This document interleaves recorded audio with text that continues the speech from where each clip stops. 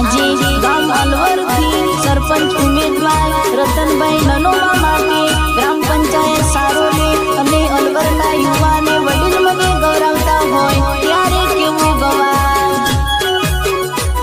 એ મારા ભાઈઓ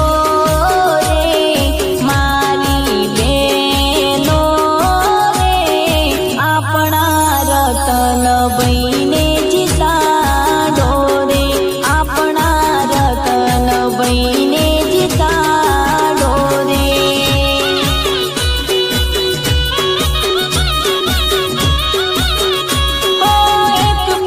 હાજર થાય મારા રતનભાઈ લોકો માટે